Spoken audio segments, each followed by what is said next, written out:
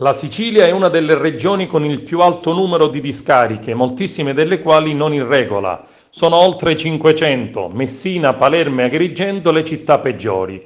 E questa è la mappa del rischio che emerge dal piano regionale delle bonifiche redatto dal governo Musumeci e dal suo assessore, il veneto Alberto Piero Bonna. Quando un anno fa il trevigiano Piero Bonna arrivò in Sicilia a ricoprire l'incarico di assessore ai rifiuti, uomo di grande esperienza e competenza nel settore, dichiarava: il mio obiettivo è far aumentare la differenziata nella regione meno virtuosa d'Italia, creare comunità con i rifiuti dialogando con tutti e in modo particolare con le parrocchie.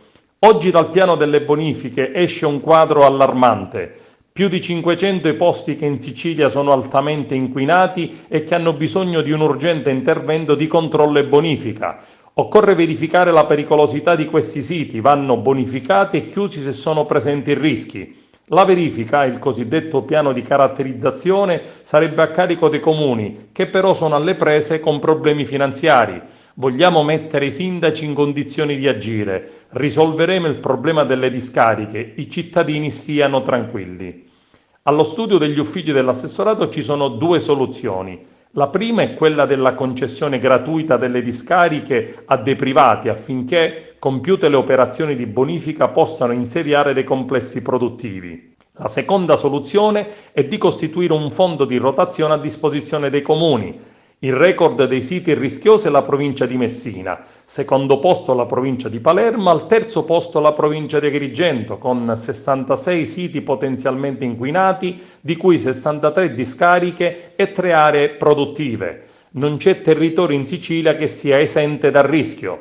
Ricordiamo che fino agli anni '80 le autorità locali avevano il potere di autorizzare discariche a livello locale e tutto ciò ha fatto lievitare la presenza di siti. Poi le regole sono cambiate, le discariche sono state dismesse, ma non sono state mai formalmente chiuse. Per far fronte all'emergenza, per il fatto che le discariche sono tantissimi ed i soldi sono pochi, potrebbero essere adottati due modelli già in funzione in altre regioni italiane. La Regione Puglia, ad esempio, prevede la possibilità di creare un fondo di rotazione da 20 milioni con cui finanziare le attività di bonifica dei comuni. Gli enti locali avrebbero poi a disposizione fra il 10 e i 15 anni per ripagare il finanziamento ottenuto. Altro esempio è la Lombardia. Le amministrazioni dovrebbero concedere per un certo numero di anni siti da bonificare a delle imprese interessate e con un piano aziendale credibile. Alle aziende sarebbe consentito di usare la discarica per realizzare un impianto produttivo, come ad esempio un campo di pannelli solari. Il governo Musumeci dovrà scegliere la soluzione più adeguata alle realtà siciliane, considerando anche le gravi difficoltà economiche non solo della regione ma anche e soprattutto degli enti locali.